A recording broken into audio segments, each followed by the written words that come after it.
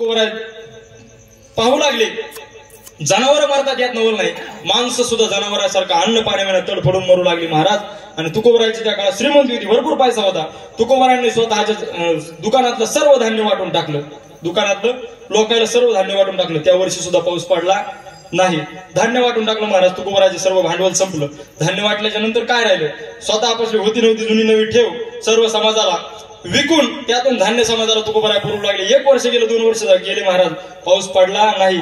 शेवटी तुकोबरायांनी कर्ज काढायला सुरुवात केली महाराज. कर्ज चाकणच्या बाजारातून तुकोबराय चाकणच्या बाजारात, पुण्यापाशी जे चाकण आहे त्या चाकणच्या बाजारात तुकोबराय व्यापार करायचे. त्या चाकणच्या बाजारातून व्यापाराकडून तुकोबरायांनी कर्ज काढलं महाराज. कर्ज काढून समाजाला खाऊ घातलं. ऐका, स्वतःच्या संसाराची राख रांगोळी करून समाजासाठी जीवन जगणारा एकमेव महात्मा होऊन गेले ते म्हणजे संत तुकोबराय महाराज. कर्ज काढलं, समाजाचं पोट भरवलं महाराज. माणसं मरू दिली नाही, तरीही त्या वर्षी सुद्धा पाऊस पडला नाही. 3 वर्ष गेली महाराज. तुकोबरायांनी स्वतःची जागा विकली, स्वतःची दुकानाची जागा विकली आणि धान्याच्या बैलगाड्या भरून आणल्या, समाजाला वाटवलं महाराज. लोक दारात बैलगाड्या आल्याच्या नंतर उभा सुद्धा राहत नव्हती लाईनीला, तुटून पडायचे गाड्यावर महाराज. धान्य सांडायचं, काही मातीमोल धान्य व्हायचं महाराज. तुकोबरायचा कोणी सुद्धा विचार करत नव्हतं महाराज. मुठभर सुद्धा धान्य गाडीमध्ये लोक शिल्लक ठेवीत नव्हते. अरे ज्यांनी आपल्याला पोसवलं त्यांचा सुद्धा विचार लोक करीत नव्हते महाराज. तुकोबरायचा सुद्धा, तुकोबरायांनी स्वतःची जमीन विकली, स्वतःची जागा विकली, स्वतःचं सर्व दुकान विकलं, कर्ज काढलं, सगळं संपलं महाराज. राहतं घर सुद्धा तुकोबरायांनी विकलं लोकांसाठी, काहीच ठेवलं नाही. घर सुद्धा लिहून दिलं महाराज आणि कर्ज काढून लोक पुसली, मरू दिले नाही महाराज लोक. अशाही काळात ऐका, एवढी भीषण परिस्थिती निर्माण झाली महाराज. 4-5 वर्ष झालं पाऊसच पडला नाही. शेवटी घरातली जेवढी भांडी होती ना पितळाची, ती भांडी तुकोबरायांनी विकायला काढली. आणि आता मात्र जिजाऊ म्हणजेच आवली तुकोबराय, आवली जिला म्हणायचे, जिजाऊ आईसाहेब रडायला लागल्या महाराज. आणि म्हणायला लागल्या, कारण स्वतःच्या संसाराची राख रांगोळी उघड्या डोळ्याने पाहत होत्या, भरल्या डोळ्याने जिजाऊ आईसाहेब पाहत होत्या. म्हणायला लागल्या, महाराज स्वतःच्या संसाराची राख रांगोळी या समाजाकरता तुम्ही करताय, पण ज्या वेळेला आपल्या पोटच्या गोळ्याला अन्न पाण्याचा प्रश्न पडेल आणि अन्न पाण्यावेळेला आपले स्वतः पोटची लेकरं मरतील, त्यावेळेला ही लोक अन्नाचा एक घास सुद्धा घेऊन तुमच्या लेकराकडे येणार नाहीत. एवढा हा समाज विचित्र आहे. तुम्हाला समाजाचा अजून अनुभव आलेला नाही महाराज. समाजाकरता तुम्ही स्वतःच्या संसाराची राख रांगोळी करताय, पण लक्षात घ्या, ज्या वेळेला आपल्यावर परिस्थिती येईल ना त्यावेळेला ही लोक आपल्याकडे येणार नाहीत महाराज. तुकोबरायांनी ऐकलं नाही. अगावले, या पितळाच्या भांड्यापायी जर 4 लोकांची जीवन वाचत असतील, 4 लोक जर मरताना वाचत असतील, तर काय करायचं? या पितळाच्या भांड्याचं विकून टाकले महाराज पितळाचे भांडे आणि पुन्हा धान्याच्या बैलगाड्या भरून आणल्या, समाजामध्ये वाटून टाकलं महाराज. लोक तुकोबराचा विचार करत नव्हते. अन्नाचा कण सुद्धा त्या गाडीमध्ये शिल्लक ठेवत नव्हते महाराज. तुटून पडायचे बैलगाड्यावर.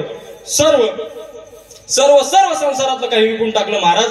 आवलीचे दागिने सुद्धा तुकोबरायांनी ठेवले नाही महाराज. फुटका मणी सुद्धा गळ्यामध्ये ठेवला नाही. एक परिस्थिती अशी आली की तुकोबरायला आता विकायला सुद्धा काही राहिलं नाही. संसारामध्ये तुकोबरायकडे विकायला सुद्धा काही राहिलं नाही. घर सुद्धा विकलं, जमीन सुद्धा विकली, दुकान सुद्धा विकली, धान्य सुद्धा वाटून टाकलं, स्वतःचं होतं नव्हतं भांडवल सर्व काही संपवून टाकलं. पण समाज जगवला महाराज. पण लोक एवढी कृतज्ञ आहेत बरं का. ज्या वेळेला लोकांकडे धान्य संपलं आणि लोकांना माहित होतं की तुकोबराय काहीतरी कुठं ना करून आपल्याला काहीतरी विकून आपल्याला जगवतात, काहीतरी विकून आपल्याला धान्य आणून देतात, लोक पुन्हा तुकोबरायच्या दारावर येऊन पोहोचले महाराज. मात्र तुकोबरायांनी आता हात जोडले. का? तर माझ्याकडे आता विकायला सुद्धा काही शिल्लक राहिलं नाही. घरातली भांडी सुद्धा आता विकायला राहिली नाही. आवलीच्या अंगावर मी दागिने सुद्धा ठेवले नाही. माझ्याकडे जेवढं काही होतं ना गड्या, तेवढं मी विकून टाकलंय आणि तुमच्याकरता मी धान्य आणलंय. आता मात्र माझ्याकडे विकायला सुद्धा काही राहिलेलं नाही. पण लोक एवढी विचित्र होते महाराज त्याही काळात. ऐका, आताच विचित्र आहेत असं नाही, त्याही काळात होते. ते म्हणले, अरे काय ऐकता हे तुक्याचं? त्यांनी एकेकाळी सावकारकी केलेली म्हटले, यांनी एकेकाळी सावकारकी केलेली आहे. स्वतः करता कुठंतरी एखाद्या मोठ्या हांड्यामध्ये धन लपून घरामध्ये लपून ठेवलं असेल म्हणे. याचं काय ऐकता तुम्ही? घुसा म्हणले घरात त्याच्या, फोडा याचं घर, काढा धनाचा हांडा बाहेर, काढा धन बाहेर. हा तू क्या लबाड बोलतो आहे म्हटले. आतापर्यंत आम्हाला धान्य पुरवलं नाही, आता नाकारतो आहे. ऐका, तुकोबरायांनी काही न घेता बरं का, समाजावर उपकार म्हणून स्वतःच्या संसाराची राख रांगोळी करून महाराज समाजाकरता एवढं केलं. तरी सुद्धा लोक एवढे कृतज्ञ नाहीत महाराज. तुकोबराच्या अंगावर धावून आले महाराज घर फोडण्याकरता. पण त्या काळात सुद्धा, आता जसे हे पाटील आहेत त्या काळात सुद्धा एक पाटील चांगला होता महाराज. आता जसा पाटील समाजाकरता उभा राहिला, आदरणीय मनोज जरांगे पाटील हे जसे समाजाकरता उभं राहिले, त्या काळी सुद्धा एक पाटील होता महाराज.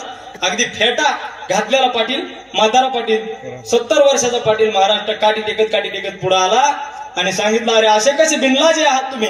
अरे ज्याने तुमची लेकरं मारताना वाचवली, ज्याने स्वतःच्या संसाराचा विचार केला नाही, ज्याने स्वतःच्या लेकराचा विचार केला नाही, अरे मुठभर धान्य सुद्धा तुम्ही त्याच्या लेकराला ठेवलं नाही रे, तरी सुद्धा त्याने तुमचा विचार केला आणि त्याच माणसाच्या जीवावर तुम्ही उठलात. इतकी कसे कृतज्ञ लोक आहात तुम्ही. तुम्हाला जर या तुकोबरायाचं घर फोडायचं असेल बर का, तर तुम्हाला तुकोबरायाच्या घरात घुसायचं असेल तर या पाटलाच्या मुडद्यावर पाय देऊन मग पाटलाच्या घरात शिरावं लागेल बर का. हे काम अंतर्वाली केलं महाराज. हे काम तुम्हाला जर आमच्या पाटलाच्या पर्यंत पोहोचायचं असेल तर आमच्या मुडद्यावर पाय द्यावा लागेल, आमच्या मड्यावर पाय देऊन तुम्हाला तिथपर्यंत पोहोचावं लागेल. खरंच तुम्ही सुद्धा आज समाजाने सहकार्य केलं महाराज म्हणून पाटील उभा राहिले. एवढं सोपं नाही हा लढा उभा करणं. त्या काळी सुद्धा एक पाटील होता आणि लोक त्या काळी सुद्धा चांगले होते महाराज. काही शेवटी त्या पाटलाने तसं म्हटल्याच्या नंतर लोक मागे निघून गेले महाराज. लाजा वाटल्या स्वतःच्या कृत्याच्या. पण तुकोबरायचं संत हृदय महाराज कुठंतरी दुखावलं गेलं. अरे ज्या समाजाकरता मी माझ्या लेकराचा विचार केला नाही, माझ्या बायकोचा विचार केला नाही, माझी बायको अन्न करता गेली, स्त्री एक अन्न करता गेली. तुकोबराय सांगतात, माझा पोरगा औषधा पाण्याविना मेला, ज्याला औषध सुद्धा देऊ शकलो नाही मी. समाजाचं हित मी पाहिलं, माझ्या लेकराचा मी विचार केला नाही, माझ्या बायकोचा विचार केला नाही, माझ्या संसाराचा विचार केला नाही. तीच लोक आज माझ्या जीवावर उठली. आणि मग तुकोबराय शब्द फुटले महाराज, जन हे सुखाचे दिल्या घेतलाचे अंत हे काळीचे नाही कोणी. तुकोबराय म्हणतात, आता मात्र मी सावध झालो, हरीच्या आलो जागरणा कुठे गेलो. तर तुकोबराय सांगतात अभंगाच्या दुसऱ्या चरणामध्ये,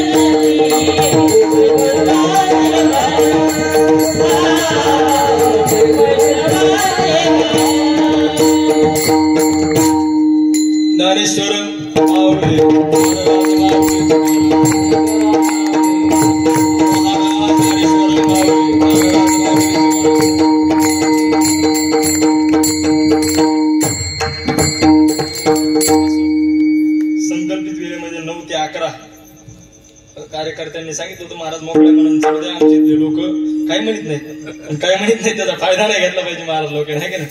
रोजच तुम्हाला कीर्तन ऐकायचे. त्यांनी सांगितलं होतं 10-15 मिनिटं वाढले तरी काही हरकत नाही. पण आपला वेळ होता 9 ते 11, तसं 8:30 ते 10:30 आम्हाला वेळ दिलेला होता. पण येऊस तरी इथं यायला जेवण वगैरे व्हायला वेळ लागला. 9 ते 11 कीर्तनाचा टाइम सांगितला. म्हणून संकल्पित वेळेमध्ये, आपल्या ठरलेल्या वेळेमध्ये 9 ते 11 या वेळेत अभंगाच्या 2 चरणाचा किंवा एका चरणाचा भाव मी माझ्या बुद्धीप्रमाणे मांडलेला आहे. या अभंगाचा भाव असाच असेल असं मी काही म्हणू शकत नाही, असा कोणताच कीर्तनकार म्हणू शकत नाही. या अभंगाचा अर्थ असाच आहे हे फक्त तुकोबरायच म्हणू शकतात. आमच्यासारख्या महाराज लोकांनी फक्त अंदाज बांधायचे असतात. ते अंदाज मी 2 तासामध्ये बांधण्याचा प्रयत्न केलेला आहे. याचा अंदाज असाच असेल असं काही माझं म्हणणं नाही बा. पण जे काही चांगलं असेल यातलं जे काही निश्चित चांगलं आहे. मला वाटतं मी 2 तासात बहुतेक चांगलंच बोललेलो आहे. कुणाच्या मनाला लागेल असं मी बोललेलो नाही, सांभाळूनच बोललेलो आहे. आपलं आहे का नाही, आपला आधी जीव बारीक आहे म्हणून आपल्या हिशोबानेच बोललो मी.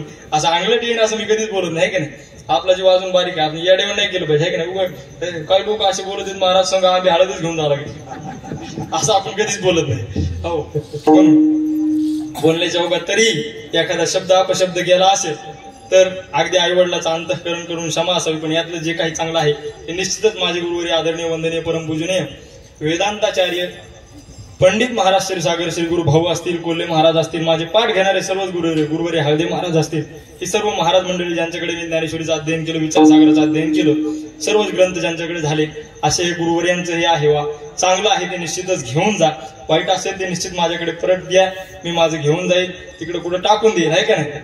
पण एखाद्याला एखादा शब्द लागला असेल, कारण कीर्तनकाराकडे म्हणजे असा रेडीमेड माला असतो. एखादा शब्द एखाद्याला फिट बसून जातो आणि तो म्हणतो महाराज मला उद्देशून म्हणला, पण महाराजाला काय तो बांधाला बांध का करायला लागेल, आहे का नाही, काय घेणं देणं नाही वा. म्हणून बोलण्याच्या ओघात एखादा शब्द अपशब्द गेला असला तर अजून तुमचं लेकरू समजून माफी असावी आणि सेवेला इथंच पूर्ण विराम. करविली तशी केली कटकट पाकडी का नीट देव झाली, चाल म्हणायची नाही. जय विठ्ठल जय विठ्ठल.